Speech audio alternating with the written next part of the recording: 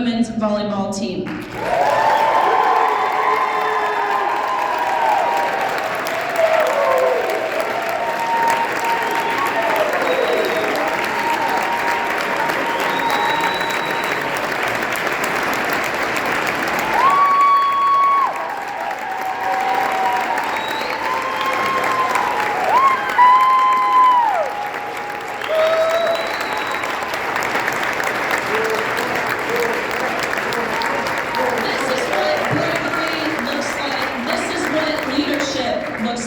Certainly more bravery and leadership than the people who are supposed to be protecting them have shown.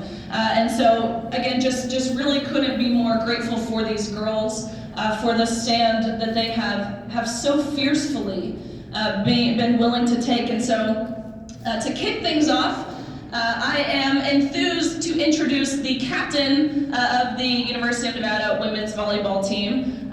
She, over the past few weeks, since initially making this statement, she really has been the face of the team, the face of this movement for the university, and again, broader than that, for the Mountain West Conference and for every girl or woman in the nation. Could not be more excited to introduce the co-captain, Sia Leely.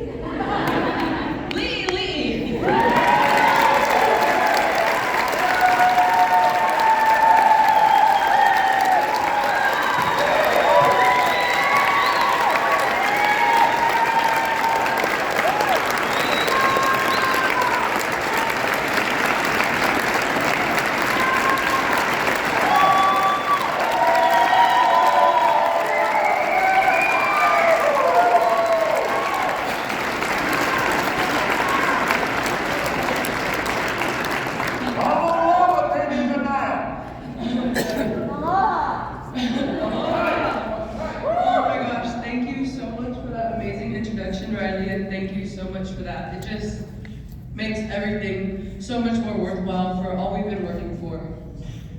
If you didn't already know, my name is Sia Lee, and I'm a captain as well as senior on the University of Nevada Reno women's volleyball team. I have played sports my entire life. I come from a big Polynesian family from Oahu, Hawaii. My older siblings all played sports, and my dad's actually a football coach, so I've been around competitive sports all my life. And that's why I'm so passionate, and I love sports so much. Growing up, I played many sports, but as I grew older, I fell in love with volleyball, and it became my dream to become a Division I volleyball player. A dream that I am thankful has become a reality. My first volleyball game was at the age of 8, and now at 21 years old, I see that my collegiate journey is coming to a close. This is my senior year, my final year of practice, compete, and play with my teammates who have become my best friends. Volleyball is more than just a sport for me. It's a part of who I am. My dedication and passion for volleyball has given me the opportunity to pursue an education that my parents could never afford. Volleyball has taught me many life lessons that shape me into the woman who stands before you today. I never expected to be blindsided, having to compete against a male athlete. When the news broke, I was stunned, as many of my teammates were. This is not what we signed up for. At the beginning of this season, brave women across our conference were meeting with their coaches and school administration, telling them that they would not play against San Jose State. Their schools released vague messages of forfeit without directly addressing the injustice that we're all facing in women's volleyball. Just hours before our team was scheduled to play our in-state rival at UNLV, we learned that our university had made a decision for us. They released a statement on our behalf saying we were going to play. We were not consulted, we were not given a voice, and we did not agree. And beyond this battle to defend our sports and our free treatment, fair treatment, it hurt to know our university was taking a position that could potentially hurt us. My teammates and I were very emotional, and I'm not sure I can put into words what it feels like to dread what you have to face like this and know that we're all on our own. Our rights and our voices were taken away. We felt unsafe and dismissed. We did not come to school expecting to have to fight for basic fairness. The Mountain West Conference is failing us. The NCAA is failing us. And we realized we had to go out on our own. We met with our school officials to give them our team's new statement, but they wouldn't even hear it. We were told that we weren't educated enough, and we didn't understand the science.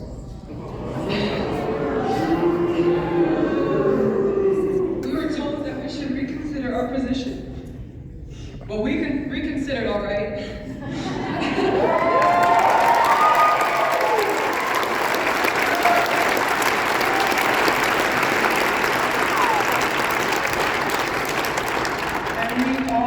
Educated enough, and we do understand the difference between a male and a female athlete.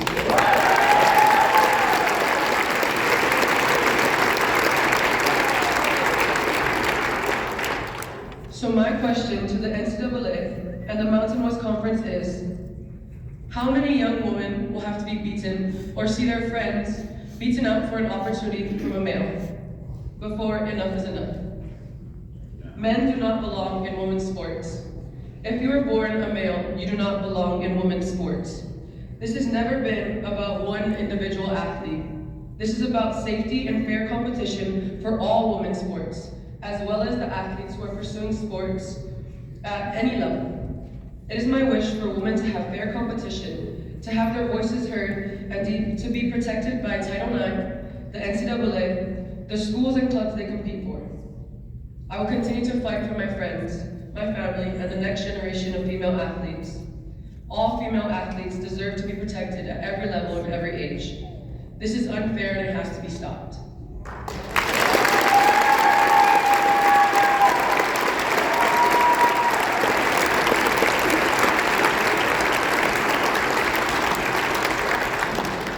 Introduce my teammate, Kinsley Singleton.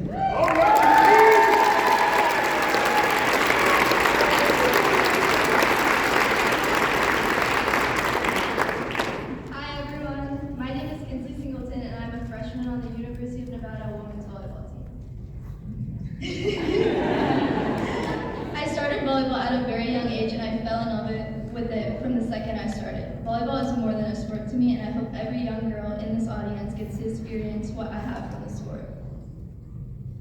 Volleyball is a part of who I am and always will be. When I committed to Nevada, I was overwhelmed with excitement. It was and still is my dream to play collegiate volleyball.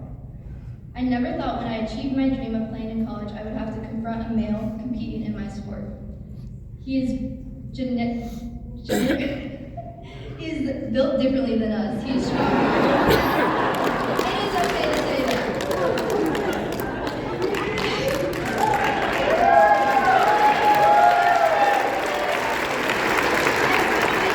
Standing up and making the point that we deserve fair sports, and I don't want anyone to have to experience what we are going through right now. It's important that we take this opportunity to show that we won't quietly accept being told that women's sport has to be a place where women are sidelined. I came to play for the University of Nevada with a level of excitement, knowing we had a new coaching staff and I could make a difference to assure our team could compete with the best athletes in the Mountain West. Being a freshman is nerve-wracking. Everything is new, but to then carry the additional burden that we could be forced to play against someone that could significantly injure us and end our career, it's too heavy of a load. This issue has been thoroughly talked about with my team, meeting after meeting, talking about the consequences we might face for standing up for what we believe in. It has really taken a toll on our mental health when we should be focusing on school and the opportunity to make the Mountain West tournament. We have all spent countless hours preparing and training to be the best we can at this sport, and for a male to be able to compete against us when they don't have to work as hard to get the same results is baffling. Luckily, the University of Nevada women's volleyball team has been united and has stood together. I don't think I could have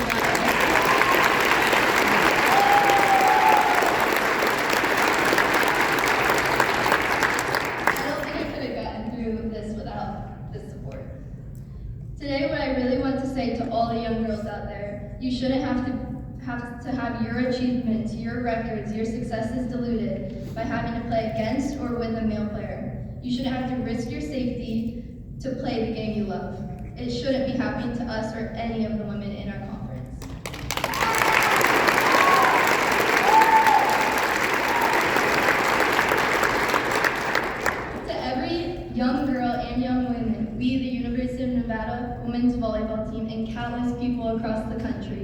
are standing up for you today. Join us. Women deserve better.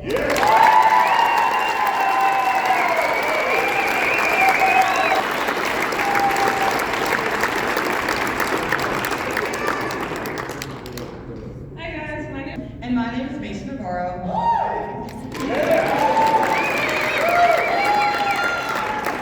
And we are two volleyball players who compete for the University of Nevada Reno women's volleyball team. We both played volleyball the last 10 years of our lives, and never once did we think we'd have to face this issue. We both moved away from Reno for our first year of college, playing at different schools, and we struggled being away our first year, which was extremely hard, so we decided to enter the transfer portal. We were beyond excited to find out that we had been recruited to come back home and play for our hometown school together. Volleyball has been a huge part of our friendship and lives, considering we spent 9 out of the last 10 years playing together. It has brought us many great memories that we will continue to cherish, and we are hopeful to create more while we finish our careers here at the University of Nevada Reno. We were excited and hopeful until we were told that we would have to compete against a male athlete participating on the San Jose State University women's volleyball team. This has completely shocked us. We should not have to be here advocating for women today. There are people who make sports rules and who lead the NCAA and Mountain West Conference, and they should never have let this happen, and they should find their own courage to speak up when something is obviously wrong.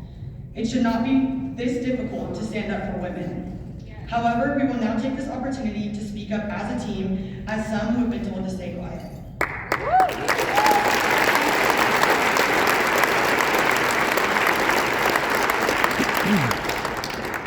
I'm not sure everyone recognizes the sacrifice this team is making to be here, to give up a game in order to take a stand. It might sound small to the public, but it's not small to us.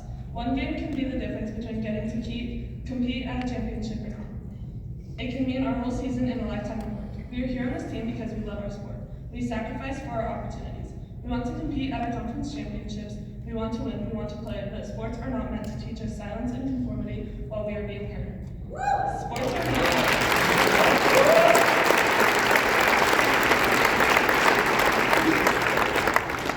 Sports are not meant to teach women that men's comfort and feelings are always more important. Sports are meant to teach us we are strong and valuable and that we deserve to be champions and award winners too.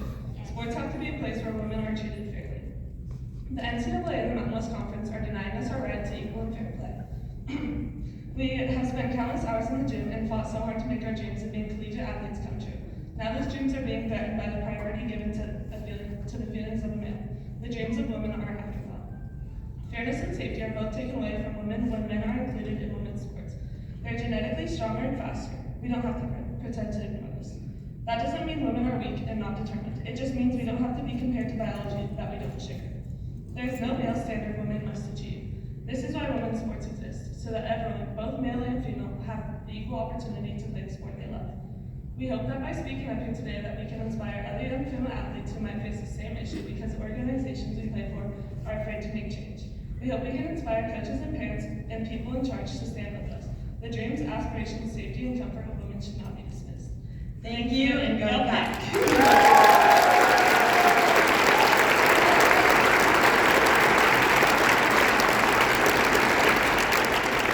And I will now be introducing my teammate, Kenna Dressel.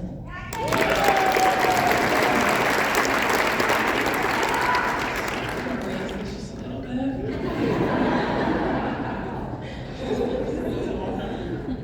Hello everyone, my name is McKenna Dressel. I'm a junior middle blocker at the University of Nevada. I've been playing volleyball for the last 14 years and it's always been my dream to be a college athlete.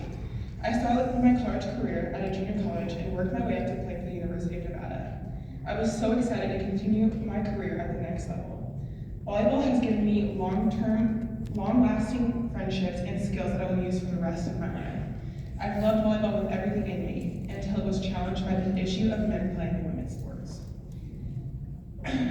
The shock of having to play against a biological male gave me pause. Why are me and my teammates being exposed to increased risk of injury? Why are our games being unfairly impacted by a male athlete who desires to play in our category? Why are my Title IX rights being ignored? So much time and emotional energy has been spent in meetings in the midst of keeping up with the strains of academic, travel, and training. Our season has been filled with turmoil and headache.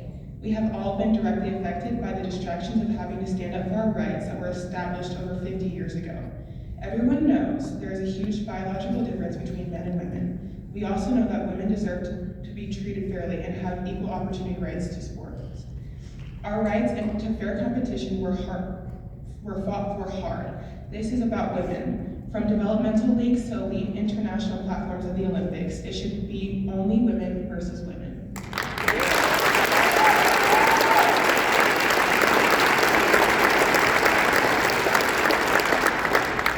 Why do those with power not enforce Title IX policy? Why is our physical well-being not being addressed and protected? Why can't we expect to compete on a level of a fair level of playing field?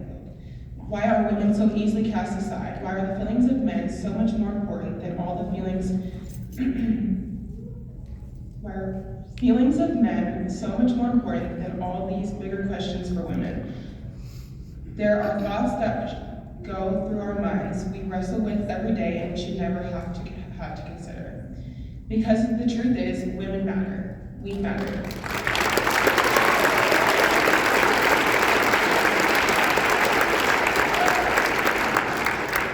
We deserve to be treated fairly, and we deserve safe sports. We deserve schools and sports authorities that will ensure this. Trailblazing female athletes pay the price so that we can enjoy fair competition. For the little girls and teen girls that I coach now, I'm standing in solidarity with female athletes everywhere to fight for the protection of women's sports. I am now calling upon the leaders of our school and conference, the leaders of the NCAA and sports governing bodies, politicians, parents, and players, do the right thing. Ensure that every girl at every level of sports has a fair and safe chance to compete. Make the change today.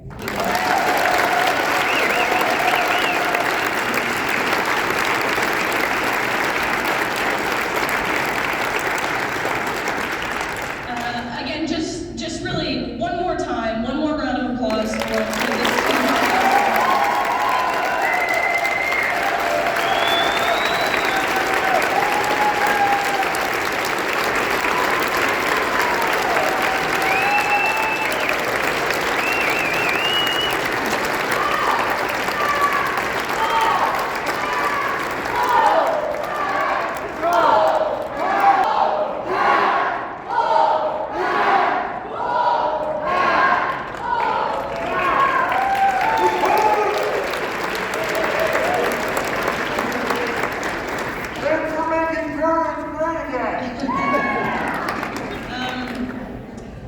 As you heard, as probably many of you in this room know, being former athletes, being parents of athletes, some of you athletes yourselves, forfeiting and accepting a loss like they have done, as you heard from Sierra and Mason, it can be detrimental to the rest of your season, really, especially in terms of conference play. But what is so amazing about these girls, they said, we know we're going to take a loss, but it's a loss we are willing to take, because there are some things that matter more than victory. And those things include our safety, the integrity of sport, and the future of young girls like those who sit here in this room. And speaking of the safety piece in particular, this is often something I think I forget about, because in my sport of swimming, which is again where my personal experience lies, we're not necessarily throwing elbows or anything like that. So I didn't have to worry about collision or throwing something at one another or anything like that, but these girls do. And we've seen this particular male athlete, but not limited to, that's for sure, give career-ending injuries and concussions to female athletes. What about, we saw it at University of Delaware recently, we saw it at the University of Iowa, we saw it at Air Force. I mean, these girls don't even, if you go back and watch the clips, they don't even have time to put their hands up. There's no reaction time that could have prevented them from getting the ball slammed in their faces. Or talk to Peyton McNabb, a high school senior at the time from the state of North Carolina, playing against a man in the sport of volleyball on the opposing team, which, might I add, a men's volleyball net is 7.5 inches higher than a women's volleyball net. It's almost as if we used to acknowledge biological differences. But this boy on the other team, he jumps up, he spikes the ball, it hits Peyton in the face to where she's immediately knocked unconscious, where she laid in a fencing position for many minutes before finally coming back around. This was in September of 2022. Okay, so over 2 years, still to this day, she's partially paralyzed on her right side. Her vision is impaired, her memory is impaired. She has to have special accommodations for testing at school because she can't retain information like she once could. She had dreams to go off to college and play softball, actually, but guess what? Those dreams were shattered.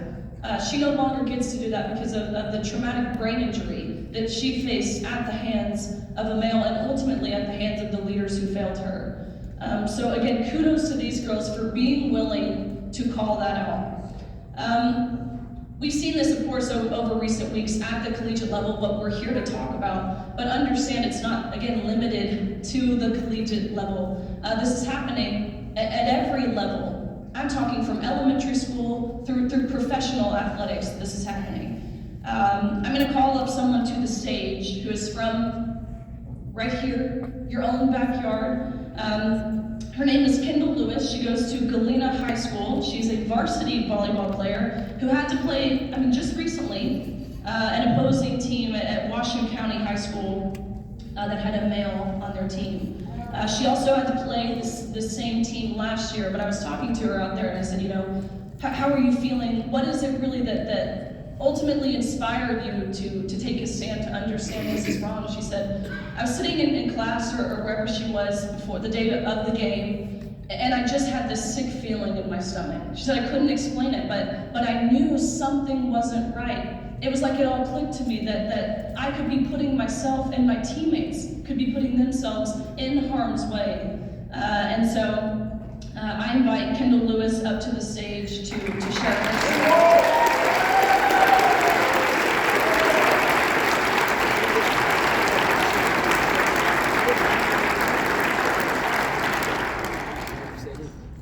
My name is Kendall Lewis. I'm 17 and I am currently a junior in high school here in Washington County. I've been a part of the volleyball program for 3 years. I am proud of the work and effort I've put in to get to where I am, a starter on my varsity team. As a middle blocker, it is my job to attempt to block almost every ball that comes over the net. I've seen many different attributes that contribute to the success of young women, and their swings are more powerful. However, I've also had to block male athletes in volleyball practices, which has helped me clearly understand the differences in male and female athletes. Men's swings are significantly stronger, their serves are more powerful, and it can be hard to swing around the big block that they put up, and for this reason, it makes it dangerous for female athletes to play a male athlete. I now know what this feels like in competition because I experienced it firsthand this past week. When I first discovered I would be blocking and hitting against a male athlete in a game, fear ran through my body. I felt discouraged and overshadowed by someone I'd never met. He was allowed to rob girls of their chance to play, and people were afraid to tell him no. I knew in that moment I would have to push myself to extremes beyond the norm to compete. Even mentally, I'm ashamed that the school district and athletic programs are putting women's athletic careers on the line so they can say they are for a false version of equality where men obviously have the upper hand. This is unacceptable for men to be in a women's sports as it creates unnecessary danger and takes away fairness and opportunity for females trying to compete at each level of their sports. I am lucky enough to stand here today and speak up and fight for women's rights in sports and for future generations of girls. Together, we can bring women's athletics back to the females. Thank you.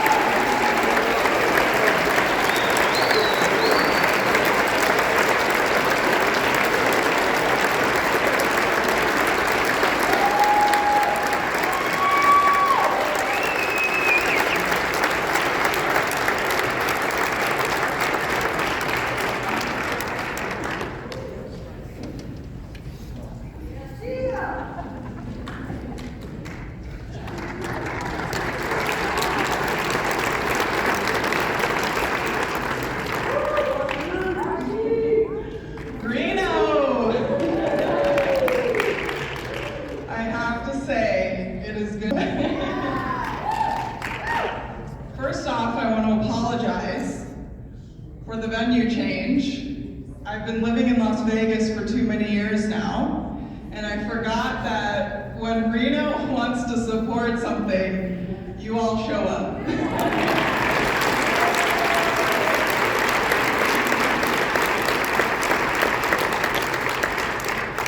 My name is Marcy Smith, and I'm a proud Reno High School graduate.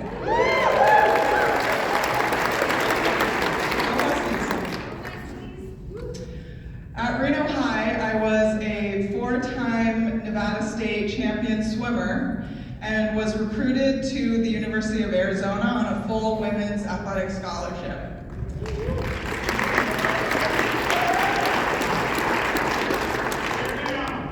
Bear down. At Arizona, I was able to accomplish a lifelong dream to win a Pac-10 and NCAA championship title in the 100 backstroke.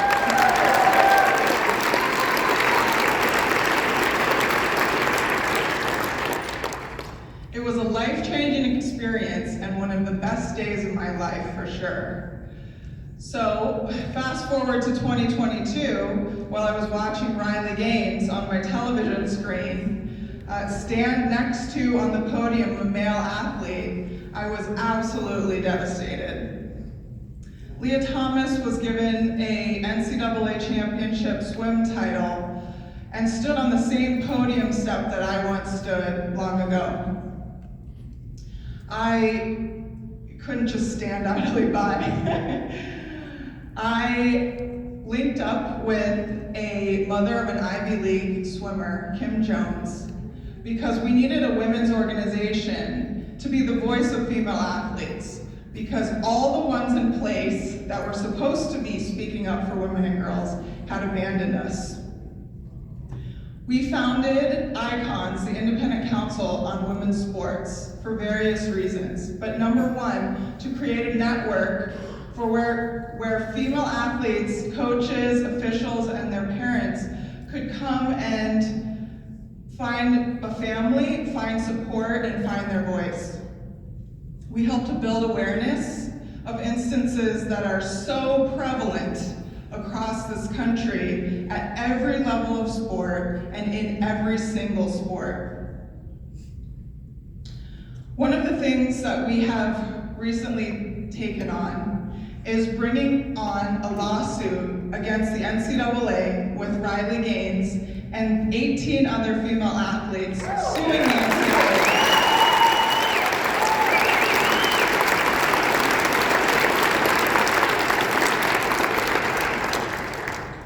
Their discriminatory policies has left a path of destruction in collegiate women's sports for years, and will continue if they are not forced to do the right thing. Some of you may have heard of an athlete named Brooke Slessor.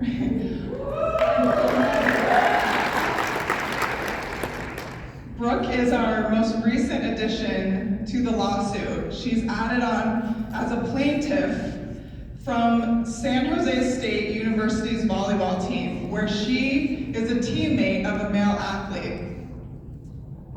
She bravely stood up against her teammate, against her university, her coaches, in order to speak freely her voice and stand up for women in volleyball. And since that day, we have seen 4 conference teams forfeit matches against San Jose State.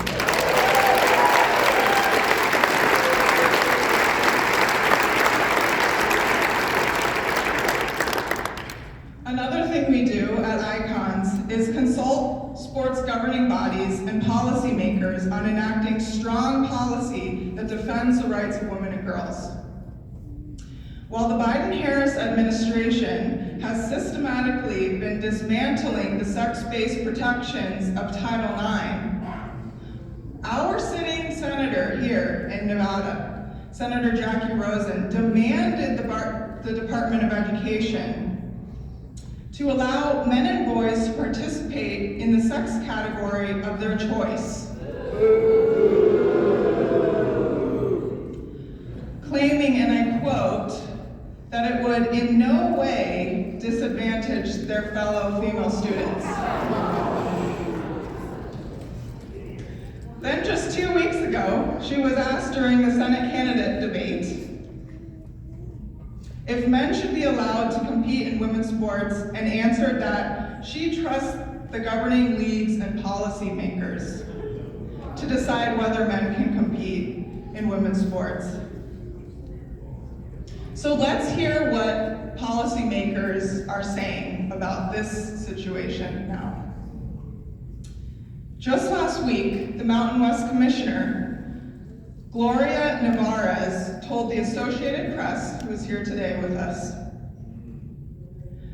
"I don't know a lot of the language yet, or the science, or the understanding nationally of how this issue plays out." Boo.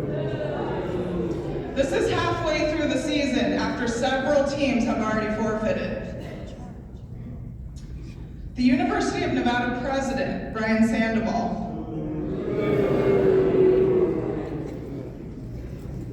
claims it's illegal for the university to back their female players and to take a stand for their fair treatment. Our leaders, our policymakers, are failing our girls.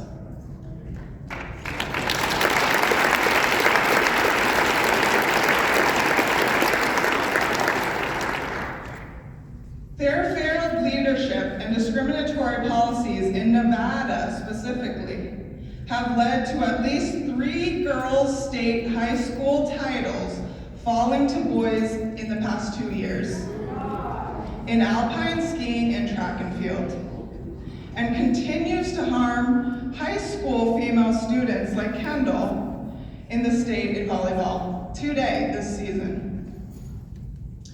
Legislators, athletic directors, commissioners, presidents, if you have any principles at all, and you think that it is against the law for you to protect and defend women, then you need to stand up and change the law.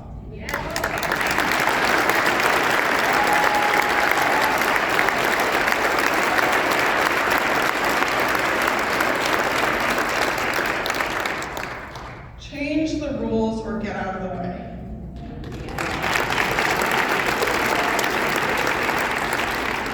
It is not illegal in the United States of America to speak up and demand respect, fair treatment, and equal opportunities for our female athletes.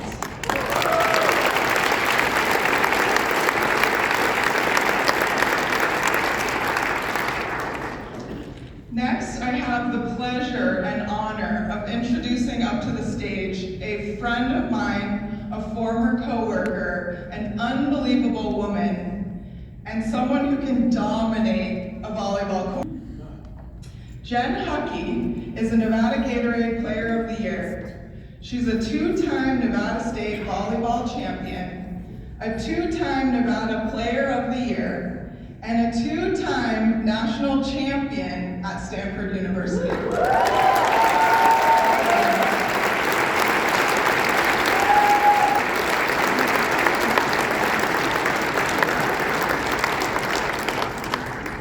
Thank you everyone very much.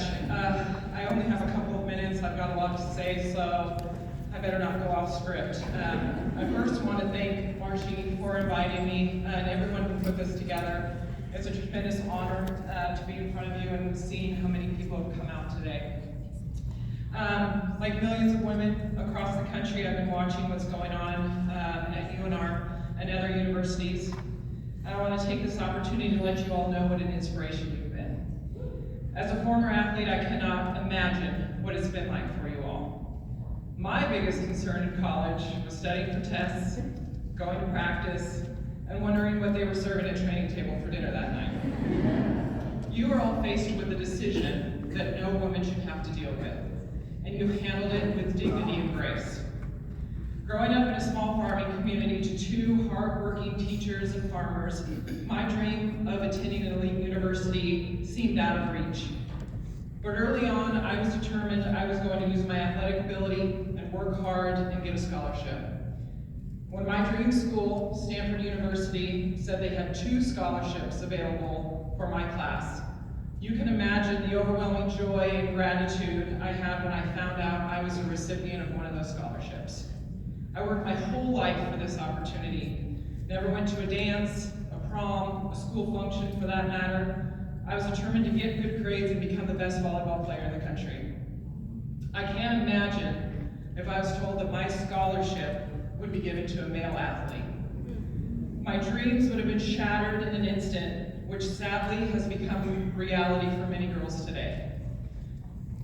While at Stanford, we often trained with male athletes, challenging and preparing us for upcoming matches. These individuals were junior high-level players at best, but still very good.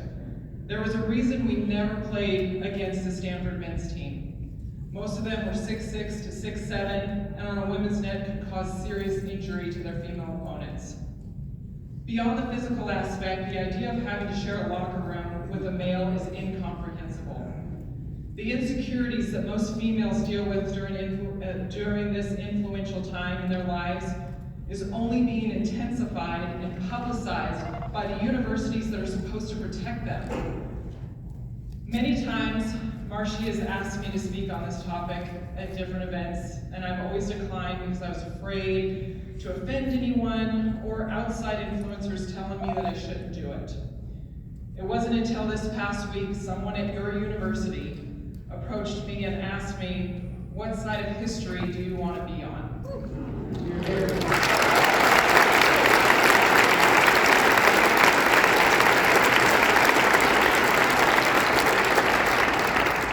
And that shook me to the core and really jolted me because college athletics gave so much to me on and off the court, and I want to make sure to preserve that for all women for years to come.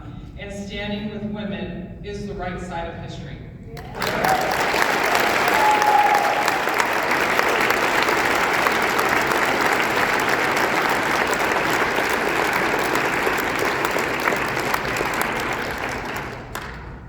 I have the distinct honor and pleasure of introducing Nevada's Lieutenant Governor, Anthony Stavros.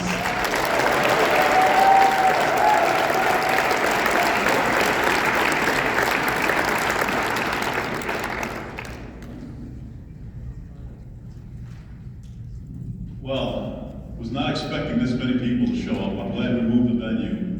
This would not fit in the wall. So, thank you.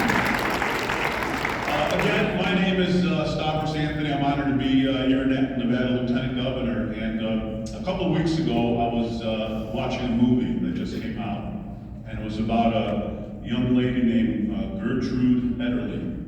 I don't know if anybody ever heard of her. She was a young girl that grew up in the 1920s, and she was starting to become a very good swimmer, and she wanted to compete. And the men at the time said, women do not compete, period. Only men compete in sports. And she basically said, screw this. She started competing, she started pushing the issue. She ended up being the first woman to swim the English Channel, beat the record for men. She ended up winning Olympic medals, becoming national champions, and she changed female sports forever. And so that tells you that women have been fighting for over 100 years to make sure that they are on the same playing field when it comes to female athletes. And you know, up to a couple of years ago, things were actually okay. Men were playing men, women were playing women. Women's sports was actually getting very, very exciting. A lot more athletes in many different sports, and loved watching it on TV. But things are not okay today. They're not okay. For some reason, and I don't know how this all started, maybe Riley knows how it actually came to be, but now today, men want to play in women's sports. It's tragic. It's absolutely tragic. It's not safe, it's not fair, and it's not right.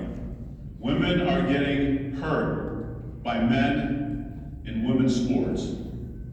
The United Nations just came out with a report a couple of days ago that said around the world, 900 championship medals were taken by women from men. Taken from women by Did I say that wrong? Taken from women by I got a lot of men. stuff to say up here, so 900 medals were taken from women by men. Thank you.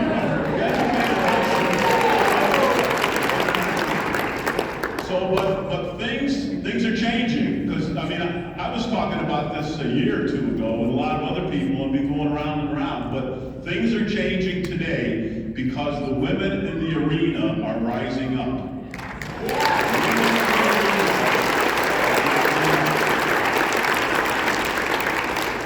Riley Gaines is doing it nationally. We have our courageous women's volleyball team here.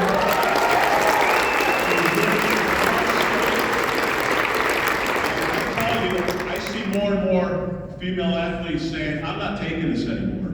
I'm not taking playing against men. And I want you to know, really, my message today for you is, you are not alone. I'm with you. Look at all the people here that are with you.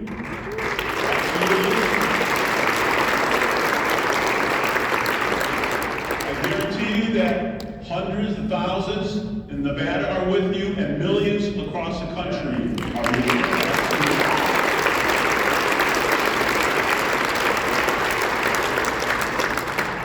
So what are we going to do?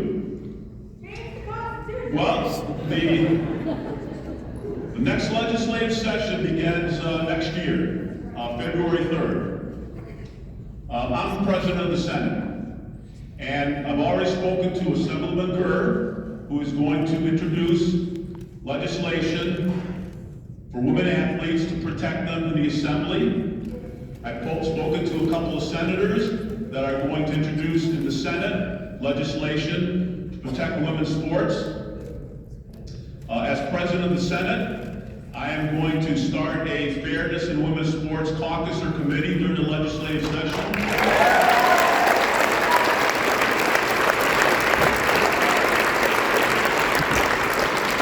Because we need to beat this like a drum every single day. And that's what we're going to do next year during legislative session and get something passed. And I know there are other state legislators here. There are local officials here. I don't want to name names because I'll forget somebody. Hopefully we have Sam Brown as a future senator here.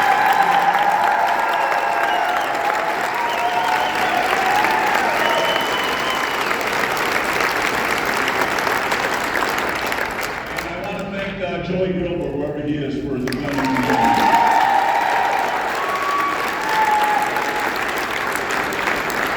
So as far as I'm concerned, as Nevada's Lieutenant Governor, I'm done talking and it's time to start doing something.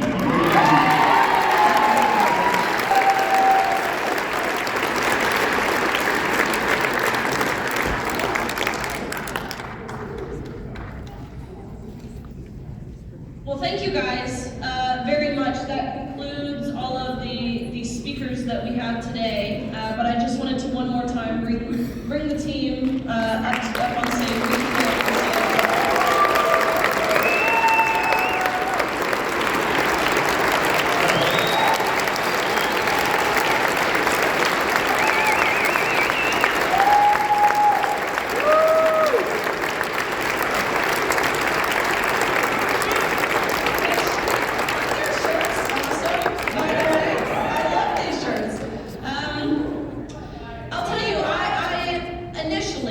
Clearly, I mean, 2 years ago, when the idea was presented to me, why don't you just step down, Riley? Why don't you not compete? I didn't think that was the answer at the time. I thought, why should I have to do that? I'm the one who's trained hard to be here. I don't think I should have to make that sacrifice. But let me tell you, of course, I've had my eyes just entirely open. The mask has been taken off. I understand now. It wasn't just about me in that moment. That's what these girls realized much sooner, much quicker than I did. It is the answer. I can't even believe that we have to say that. I'm the biggest proponent for girls playing in sports. because of course I got to reap the benefits of what this looks like. It taught me how to be a leader. It taught me how to set goals and work to achieve those goals. It taught me how to be resilient, and no person, regardless of any identity factor, even people who identify as trans, we're not saying that there's not a place for these people to compete. Of course there is. But compete in the category that is safe, number one, and fair, number two, and that is the category that aligns with your sex. As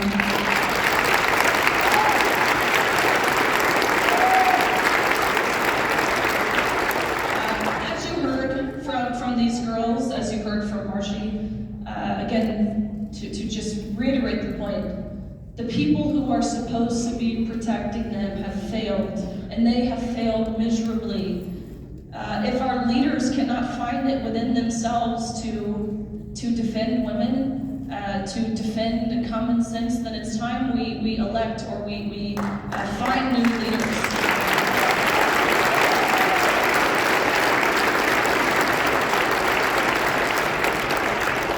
And those are leaders like Stavros Anthony, those are leaders like Sam Brown, those are leaders like Donald Trump.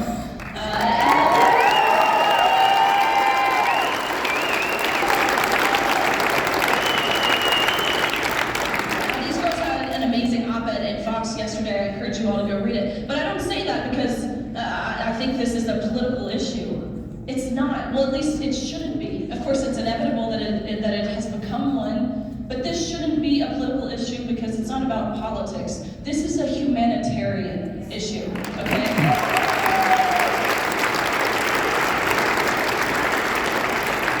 But unfortunately, it seemingly has become that.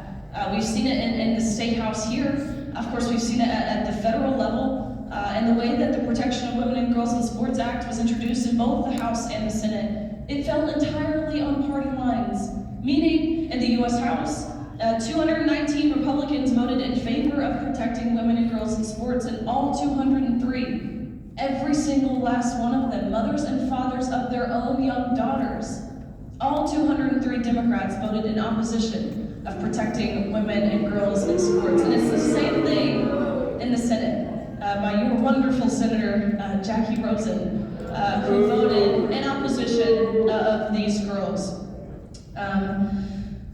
Raise your hand if you are in this room, if you are under, let's say, 12 years old, and you know that boys and girls are different.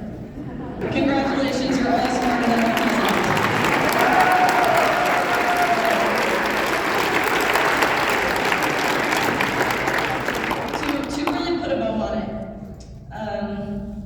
When Brian Sandoval,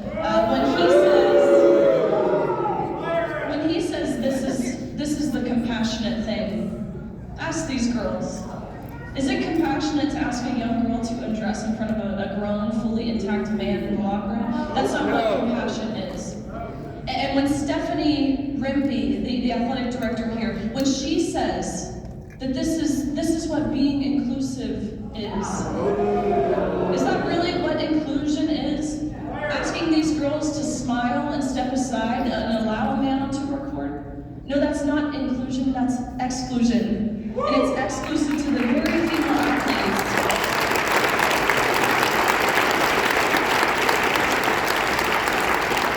It's exclusive to the very female athletes who Title IX in the women's sporting category was passed to protect. And when the AP, when the Associated Press tells us that we need to learn how to be kind, this is what kindness is. It's not kind to lie to anyone, and that is what our leaders are doing. They are lying, they're denying objective truth, biological reality, a truth we have never struggled to understand. In the nearly 250 years we've been established as a country, and certainly much longer than that, that truth being man and woman. The sheer essence of humanity. Hate to break it to every single person in this room, never mind the AP reporter who's going to write the story today, you're all here for man and woman, and we are being asked to deny that. That's as if we're being asked to deny that the sky is blue. Or better yet, don't even deny that it's blue, say that it's purple, or else. That is the point that we have reached in society. Again, couldn't be more proud of these girls. I know they're not on the court today, but understand, you guys are still on a team. You are still fighting for a common goal.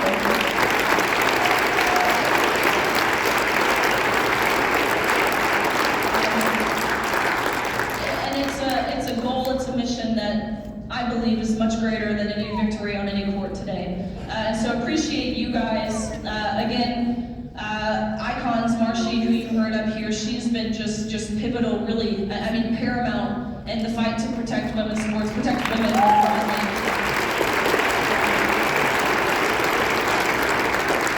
As you heard, we are suing the NCAA.